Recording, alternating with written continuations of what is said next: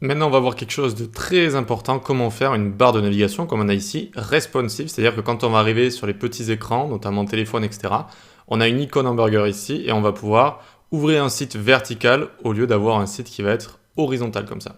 Ok?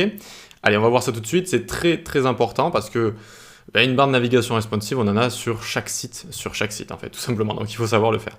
Allez, on y va, on se retrouve dans notre ici cours qu'on avait juste là. Donc c'est pas un exercice, c'est plus une mise en pratique de choses qu'on apprend. Voilà. Donc nav ici, tac, et on va faire une liste ensuite avec liste nav. On avait déjà fait une navbar, mais elle n'était pas responsive. Là, on va faire quelque chose de responsive. Donc ensuite, on va avoir li.item nav à chaque fois, tac, et à l'intérieur, il va y avoir un lien qui pointera vers rien avec le hashtag ici, et on va écrire accueil là. Très bien. Maintenant, on prend le premier li et on le colle une fois, deux fois, trois fois, quatre fois. Et on va juste changer à l'intérieur. J'avais écrit service. Voilà, des choses qu'on écrit souvent. Tarif, par exemple. À propos, pour faire le A majuscule, accent grave, vous faites Alt 183. À propos, tac, et contact à la fin. Ok, nickel. On a nos liens ici. Le hashtag, ça veut juste dire que ça pointe vers rien. Si je clique, vous voyez que ça pointe vers rien du tout. Très bien. Ensuite, ce qu'on va pouvoir faire, c'est en dessous de la liste, ici on fait une div avec la classe btn toggle container. Btn toggle container, à l'intérieur, il va y avoir une image ici, et on peut déjà remplir le alt, ça va être une icône menu hamburger. Icône menu hamburger qui est cette icône qu'on a voilà, avec les trois traits les uns au-dessus des autres. Ok. Ici, très bien, on peut même mettre un petit role est égal button sur notre div, d'accord, donc le petit attribut aria pour bien montrer que c'est un bouton. On va chercher notre icône, où on va aller cette fois? On va aller sur flat icon, tac, donc c'est des icônes gratuites, enfin, il y en a des payantes, il y en a des gratuites. Ici on va taper hamburger ou menu, si j'ai pas de bêtises, menu, tac, et on va avoir voilà, cette icône juste ici, on va la télécharger en SVG, ici, pas en PNG. PNG c'est une image en général qui va être d'une taille plutôt petite, et on peut détourer le fond, c'est-à-dire qu'on peut juste montrer l'image. Ici, on va prendre SVG. SVG, ça veut dire Scalable Vector Graphic. Je reviendrai plus tard sur la SVG, notamment dans la partie design après la partie JS. Mais en gros, c'est des images qui vont avoir un poids très très très petit et qui vont être indéformables. En général, on les utilise pour des icônes. Voilà, donc on prend SVG ici, on ouvre là et on va le mettre dans notre dossier. Donc tac, ici ça s'est ouvert à côté, hop, on vient là. Là j'ai mes ressources, j'ai qu'à le faire glisser dedans ici, hop, on le fait glisser dedans, et on va l'appeler hamburger, ou on va l'appeler hamburger comme ça. Hamburger.svg, très bien. Ok, on peut d'ailleurs se séparer des autres images, hein, c'était juste pour vous montrer Sprite et ici avoir une image de fond. Très bien, ok.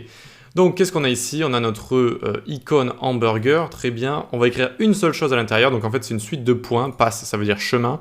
Donc, à chaque fois, là, on va avoir 3 passes. Pourquoi? Pour les 3 barres, en fait. Je reviendrai en détail plus tard, ne vous inquiétez pas pour ça. On va juste écrire dans SVG ici, fill est égal white. Fill, ça veut dire remplir, c'est la couleur. Et donc, on veut que ce soit en blanc, que notre icône hamburger soit blanche, comme ça. Ok, très bien. Une fois qu'on a ça, alors, on va remettre ça bien. Tac, tac, tac, on fait ça en live, ok. On remet ça bien et on a terminé avec notre HTML, c'est-à-dire qu'on a une nav pour la sémantique, une liste pour la sémantique également, avec à chaque fois des liens, accueil, etc.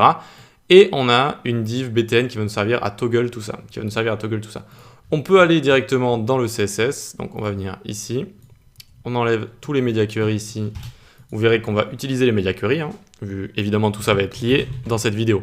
Donc nav ici, très bien, on commence avec une hauteur de 70 pixels. Alors on commence en desktop first, c'est-à-dire qu'on va d'abord faire la navigation en grand écran, je trouve ça un petit peu plus logique. Donc 8, width 70, 870, width 100%. Background on va mettre hashtag 333, très bien. Donc vous voyez que ça nous fait un bandeau, ce sera notre navigation. Liste nav, on lui met width 100%, 8 100%. De quoi? De son parent qui est la nav qu'on a créée juste au-dessus. Et on met un petit text align center, ça va centrer tout le texte qu'il y a dans liste nav, c'est-à-dire donc dans les LI, c'est-à-dire dans les liens ici. Ok. Text align center, c'est une propriété qui va s'hériter sur les enfants. C'est-à-dire que UL ici, je mets text align center, c'est-à-dire tout le texte qu'il va y avoir dans les enfants et même les petits enfants va être centré. Vous voyez que c'est parfaitement centré ici. Alors ce qu'on va faire pour mieux présenter, ça je vais le laisser ici et on va coder tranquillement, voilà, comme ça. Et puis on ira voir de temps en temps ce qui se passe là-haut. Très bien, donc ensuite item nav, donc les LI, on les met display inline block pour qu'ils se mettent les uns à la suite des autres. Et là c'est important, Donc hop, je reviens ici. Vous voyez qu'ils se sont mis les uns à la suite des autres. Alors pour l'instant, on a la couleur bleue un peu vilaine là, mais on va l'enlever, ne vous inquiétez pas. Inline block, c'est comme inline, ça se met les uns à la suite des autres, mais comme bloc, on peut utiliser width et height dessus. Voilà, donc ensuite, on revient ici, tac, tac, tac, on vient là. On leur met une hauteur de ligne de 70 pixels, qui est exactement la même hauteur de la navigation. Tout simplement, ça permet de centrer parfaitement le texte sur Y cette fois, sur Y. Font size, 25 pixels. Margin, on va mettre 0 en haut et en bas, 10 pixels à gauche et à droite pour séparer nos éléments. Un petit curseur pointeur pour montrer qu'on peut cliquer dessus. Enfin, on va prendre item nav A et leur enlever la text decoration. Donc la petite barre qui est en dessous des liens d'habitude, ben hop, on l'enlève, on met none. Et la couleur, on met bien F1, F1, F1. Et là déjà, ça devrait ressembler à quelque chose. Donc on vient ici. On a nos éléments qui sont les uns à la suite des autres. Line 8, en fait, 70, c'est-à-dire la hauteur de notre navigation. Ça met 35 pixels au-dessus, 35 pixels en dessous. Donc ça centre parfaitement sur Y. Ok, voilà, quoi d'autre à dire? On a enlevé la couleur des liens, etc. Donc maintenant, ça ressemble un petit peu plus à quelque chose comme ici. Ok, juste ici, j'avais mis un fond un petit peu plus sombre, si je dis pas de bêtises. Donc on continue, on se retrouve ici, tac, hop, point .btn, toggle, container. Notre bouton. On lui met une pause ABS, absolute, top 15 pixels, right 15 pixels, et display none de base. De base, on n'a pas envie de le voir en grand écran, mais pour l'instant, je le mets en commentaire pour qu'on puisse quand même voir ce qu'on a codé, évidemment. Image qu'il y a à l'intérieur de notre bouton, on lui met une width de 40 pixels, et un curseur pointeur pour montrer qu'on peut cliquer dessus également. Ok? Le curseur, d'ailleurs, on va le mettre sur le container plutôt que sur l'image. Donc, ensuite, on revient ici. On a l'image, sauf qu'on n'a pas rempli la source. On n'a pas rempli la source, et oui. Donc ça, c'est sûr que ça va pas très bien marcher. La source ici, on est dans ressources / hamburger.svg. Aussi simple que ça. Et hop, on a ici notre icône hamburger. Vous la voyez? Mais en grand écran, on n'a pas envie de la voir. Donc, on lui rajoute le display none. Ici, hop, CTRL-KU, et c'est bon. Ok, on a commencé. La première étape est faite. Maintenant, il va falloir faire les media query. Il va falloir faire la media query et la partie responsive. Donc ici, on va ouvrir la console. Histoire de, tac, hop. On va rétrécir en fait et on va voir à partir de quand notre navbar n'est plus correcte, elle n'a plus assez de largeur. Du coup, regardez les éléments, ce qu'ils vont faire, ils vont passer hop, les uns sous les autres comme ça. Et ça, on n'a pas envie d'avoir ça, d'accord, c'est pas bien.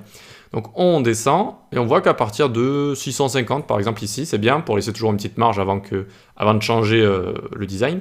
650, ça me paraît correct ici, vous voyez. Hop, vous pouvez marquer 650. Même quand vous cliquez dessus ici, vous pouvez jouer avec les flèches directionnelles si vous avez vraiment envie d'aller au pixel près comme ça. Donc 650, ça m'a l'air correct. On va transformer ce menu à partir de 650 en un menu vertical avec l'icône en haut à droite. C'est parti. Avec quoi? Qu'est-ce qu'on va utiliser à votre avis? Eh bien, ce qu'on a vu précédemment, les media query. @media screen tous les écrans et à partir de max width 650 pixels. Tac, ok. Allez, on commence par montrer notre bouton. BTN toggle container, on lui met display block. Ok, il passe de display none à display block. Pas plus dur que ça. Ensuite, on va prendre notre nav, juste notre nav ici. On va lui mettre un border bottom de 1 pixel solide hashtag F1F1. Vous allez comprendre pourquoi très rapidement. Ici, ce qu'on va commencer par faire déjà, c'est item nav. Et on va les passer de inline block à block. Maintenant, ce sera des blocs qui vont prendre toute la largeur. On n'oublie pas de leur mettre un BG, regardez, parce que sinon, on revient ici. Nos blocs ici, ils sont là, vous voyez, ils sont là. Accueil, service, tarif, à propos, contact. Mais il leur faut un fond sombre pour qu'on comprenne que ça fait partie du menu ici. Donc, ce qu'on fait, on revient là. On leur met un fond sombre avec un BG 333. Voilà. Et on va leur mettre margin 0 également, vu que de base, ils avaient un petit peu de marge qu'on leur avait rajouté. Ils n'ont plus besoin de marge désormais. Ok, voyons voir ce que ça donne. Hop, ça commence à ressembler à quelque chose. On aimerait décaler accueil ici pour que ce soit pas au même niveau que le bouton. Voilà, pour que ça fasse ceci. Vous voyez que accueil soit en dessous. Et vous voyez la border bottom qu'on a mise à notre nav, c'est exactement pour ça. Donc comment on va faire pour décaler notre accueil ici? Eh bien, on va utiliser position relative. Notre liste nav, on va la créer ici. Point liste nav. On va lui mettre pose rel. Et on va la décaler de 70 pixels. Qu'est-ce que c'est 70 pixels? C'est exactement la hauteur de la nav en fait, d'accord? Et donc ça permet de décaler juste de la navigation. Voilà, donc voyons voir ce que ça donne. Tac, ici, très bien, ça a décalé, on voit bien la bordure de la nav également. C'est super, c'est génial. Maintenant, on aimerait cacher de base, on aimerait cacher ce menu. Il ne faut pas qu'il apparaisse de base ici, d'accord? Alors, quand on descend comme ça, de base, on n'a pas envie de le voir ouvert. Il faut seulement que lorsqu'on clique ici, il s'ouvre. Comment on va faire ici? On display none, la liste carrément. On va la display none totalement. Donc ici, hop, display none. Ok, nickel. Et tac, tac, tac, une dernière chose à faire. Alors je regarde parce qu'en fait, voilà, ça mêle pas mal de choses. Il faut éviter de faire une petite faute. On va créer une dernière chose à la fin. Liste nav coller active menu. Coller, hein, j'ai dit. Ça veut dire lorsque liste nav va également contenir la classe active menu, c'est ça que ça veut dire. Alors display block. Ok? Donc liste nav de base, on ne va pas la voir, et regardez, on ne la voit pas, on ne la voit pas de base. Seulement quand on va cliquer sur ce bouton, on va rajouter une classe. Quelle classe? On va rajouter la classe active menu ici.